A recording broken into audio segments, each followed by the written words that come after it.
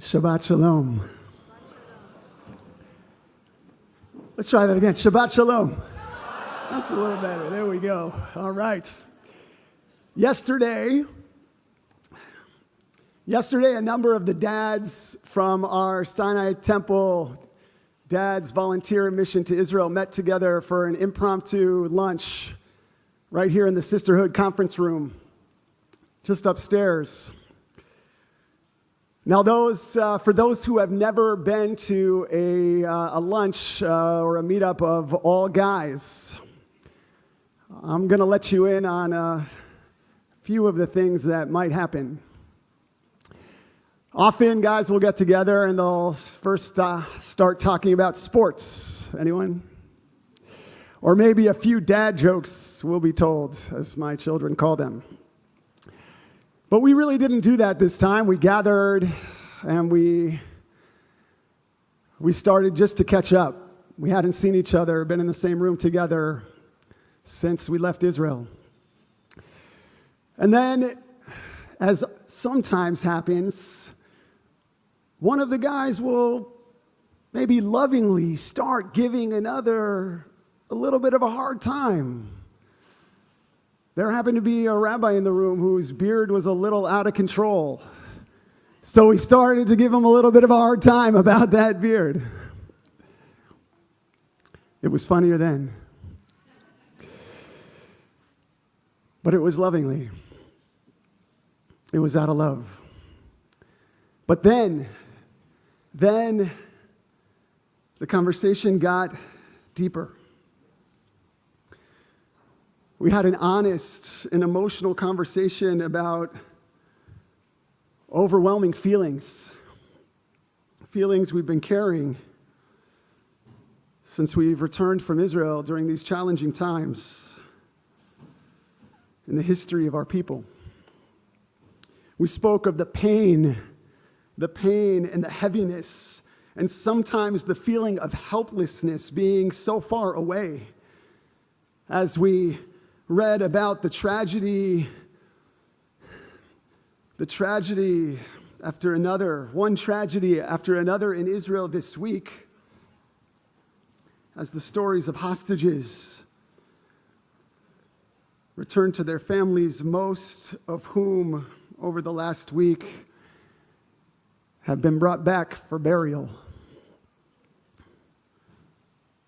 As we reflected on the tragedy of October 7th and every day since, and shared the profound loss many of us are still experiencing today, we came back to the age-old question: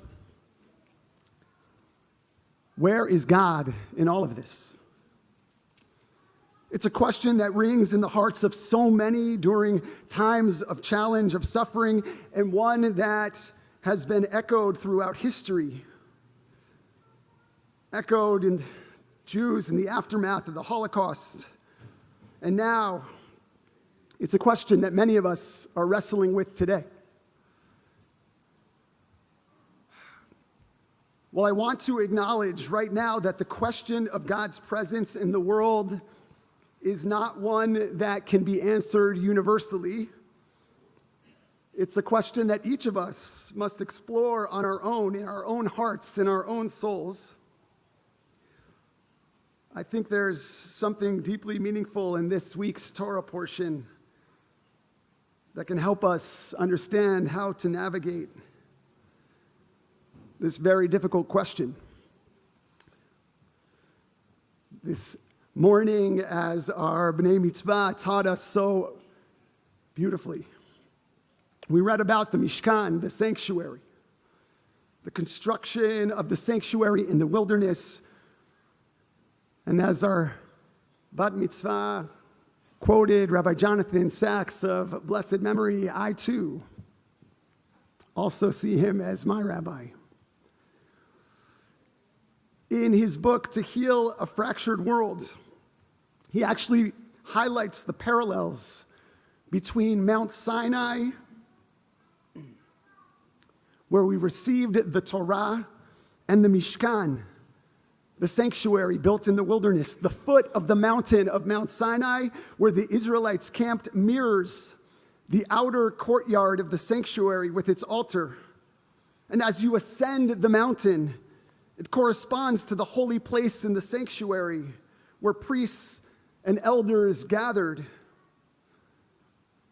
And the mountain's peak is compared to the Holy of Holies, the most sacred of spaces entered only by Moses, Moshe Rabbeinu, and later the high priest on Yom Kippur.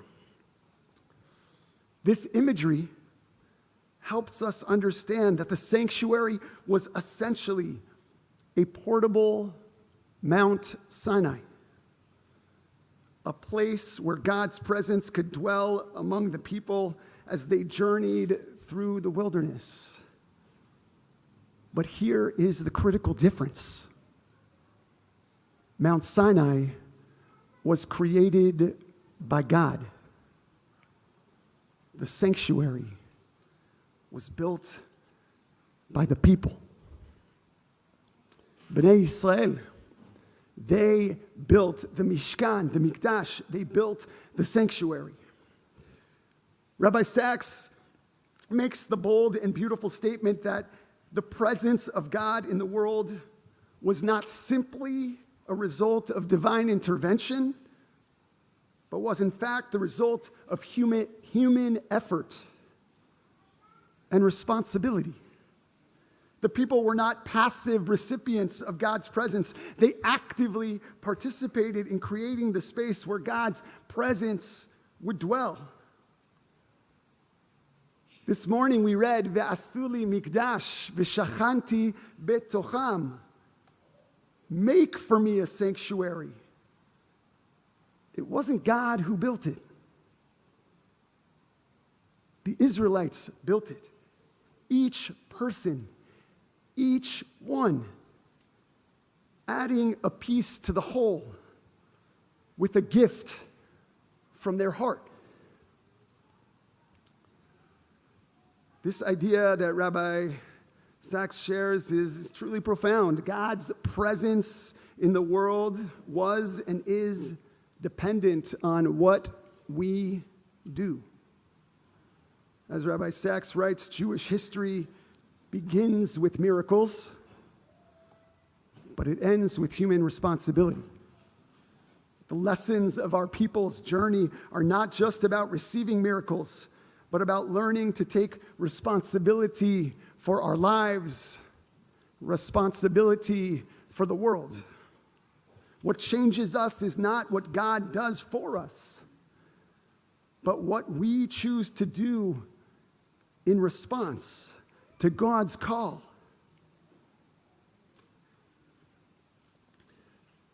And we are transformed, not by what we receive,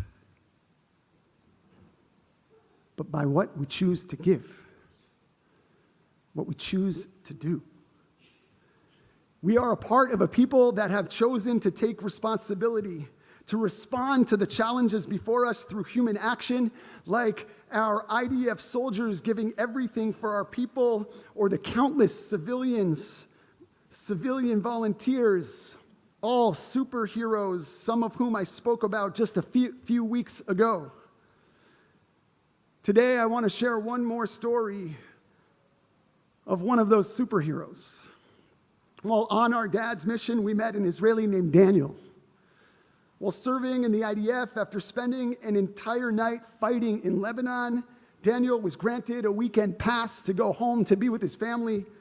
He returned to his base, he grabbed his gear, and he hitched a ride with two teenagers coming back from a party in the north. As he sat in the back of the car, listening to their carefree chatter, frustration built within him. Here I am, Daniel said, having just risked my life, and these kids are talking about their party as if nothing is happening in the world. But then, something shifted inside of him. He realized that his sacrifice, his service, was precisely so that they could enjoy their lives without fear, so they could live their lives. And it would one day be their turn to serve, to shoulder the same responsibilities. This understanding of responsibility and service is a concept so deeply ingrained in Israeli society, where young people at 18 are called to serve their people, their country, and their people, either by protecting Israel in the IDF or doing Shirut Leumi, national service, serving their people, teaching, mentoring youth at risk.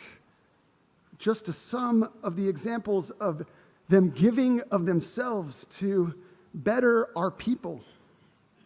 The value of service to our people is built into the very fabric of their identity.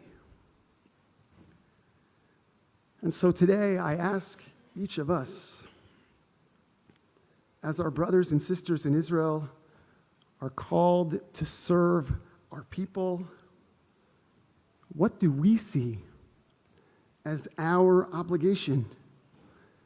We are far removed from the IDF and the pressures of the front lines, and we don't live in Israel.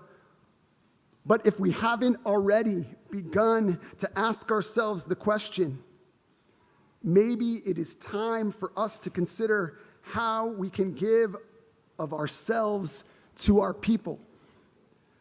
What can we do to be of service? What are we willing to give, not only monetarily, although that is essential, but of our time, our energy? Some of us in this room contribute their time and effort to our people through ensuring that Sinai Temple community continues to stay strong and united. And some spend their energies on giving of their time and resources to Friends of the IDF or AIPAC or the Jewish Federation or UCLA Hillel or Beit Izzy Shapiro, helping children in Israel with special needs, and the list goes on. I wonder what it would look like for us to raise our children with that same sense of responsibility for our people that is woven into the fabric of Israeli society. And if we aren't already giving of ourselves in some way, I wonder what it would look like if we began to. And I encourage each and every one of us to do so, to find a way to contribute our time and energy, to go on a volunteer mission to Israel, like the dads who just returned. A number of new opportunities through Sinai Temple will be announced soon. To find a way to give of ourselves and focus on that which we can control, how we respond in the face of the challenges we are facing as a people is within our control. May we each find the strength to act in the face of what might seem like helplessness, to create the space for healing, for holiness, to continue our journey, and with the knowledge that we are not alone, even in the darkest of moments. May God's presence be with us as we build together a sanctuary of hope in a world that so desperately needs it. Am Yisrael Chai. May the people of Israel live forever. Shabbat Shalom.